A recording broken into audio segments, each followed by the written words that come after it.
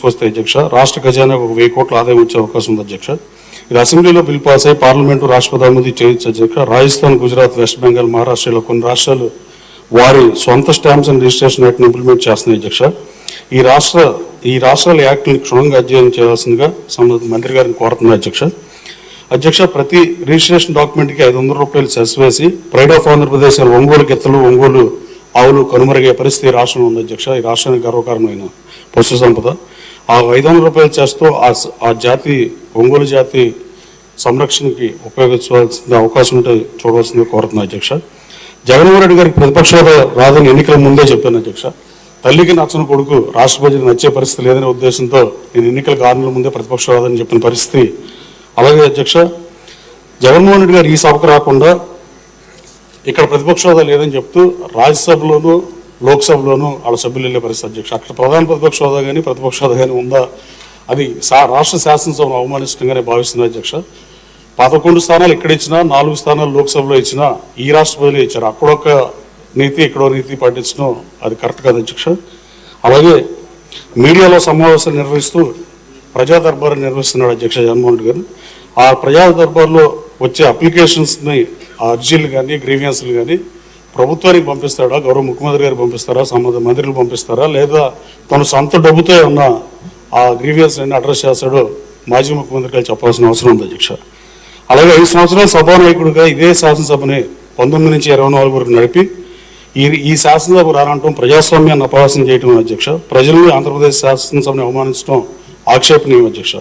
స్వాతంత్రం వచ్చిన తర్వాత రాచరికం కాలంలో ఉన్న రాజులే మంత్రులుగా పనిచేసిన అధ్యక్ష. అది that is the beauty of democracy.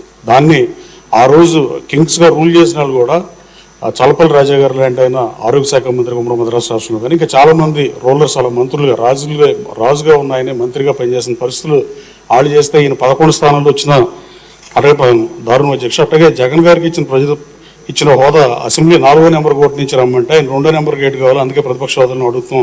అవివేకం కాదా అధ్యక్ష. అలాగే జిల్లాల పునర్విభజన ఉన్న అత్యంత అనుభవ రాహిత్యంతో ఆంధ్రప్రదేశ్ రాష్ట్రాన్ని అధోగతి పాల్చేసిన పరిస్థితి. నా నియోజకవర్గాన్ని 2 జిల్లాలో పెట్టారు అధ్యక్ష, ఎన్టీఆర్ జిల్లాలో, కృష్ణా జిల్లాలో. విజయవాడ నుంచి గన్నవరం 19 కిలోమీటర్ల దూరం ఉంటే గన్నవరం నుంచి మచిలీపట్నం 64 కిలోమీటర్ల దూరం అధ్యక్ష. అలాగే పెనమలూరు నియోజకవర్గం అయితే పెనమలూరు 9 కిలోమీటర్ల దూరం ఉంటే మచిలీపట్నం 60 కిలోమీటర్ల దూరం అధ్యక్ష. అలాగే ప్రజలకు ప్రభుత్వ కార్యాలయ అవసరాల నిమిత్తం జిల్లా కేంద్రానికి, రెవెన్యూ డివిజన్ కేంద్రాలకి ఎక్కువ దూరం ఏర్పడిన పరిస్థితి. ఈ ప్రయాణాలు ఖర్చుతో కూడిన వ్యవహారం అధ్యక్ష ప్రజలకి. అలాగే గన్నవరం ఎయిర్పోర్ట్కి విజయవాడ టౌన్ 16 కిలోమీటర్ల దూరంలో ఉంటే పోలీస్ కమిషనరేట్ దగ్గర కానీ 60 కిలోమీటర్ల దూరం ఉన్న మచిలీపట్నం ఎస్పీ ఆఫీస్ దగ్గర కాదు అధ్యక్ష. దీన్ని సరిచేయాల్సిన బాధ్యత మన ప్రభుత్వం మీద ఉంది అధ్యక్ష. ఉద్యోగుల విభజన పూర్తి కాలేదు అధ్యక్ష. ఇంకా ఉమ్మడి జిల్లాల ప్రాతిపదికన బదిలీలు, పదోన్నతులు చేసిన పరిస్థితి అధ్యక్ష. జిల్లాకు అవసరమైన అధికారులకు అన్ని శాఖలకు ముఖ్య కార్యాలయాలు లేని పరిస్థితి అధ్యక్ష. అలాగే నేను కేడీసీసీ బ్యాంక్ చైర్మన్గా పనిచేసినప్పుడు అధ్యక్ష 5,200 కోట్ల టర్న్ అని 8,500 కోట్లకు పెంచి 100 మందికి ప్రభుత్వ ఉద్యోగాలు ఇచ్చి 120 మందికి ఇంటర్న్షిప్ ఇచ్చి ఎడ్యుకేషన్ లోన్ కూడా పొలం తాకట్టు పెట్టుకుని ఇచ్చింది భారతదేశంలో ఫస్ట్ టైం ప్రవేశపెట్టి ఇన్ని చేసి దేశంలో నెంబర్ 1గా పెడితే నన్ను తీసేసిన పరిస్థితి. అంటే గత ప్రభుత్వం ఎంత మంచిగా చేసినా తీసేసే పరిస్థితి. తర్వాత కాకినాడ కానీ కొన్ని జిల్లాలు డీసీసీబీలు నష్టాల్లోకి వెళ్ళిన పరిస్థితి.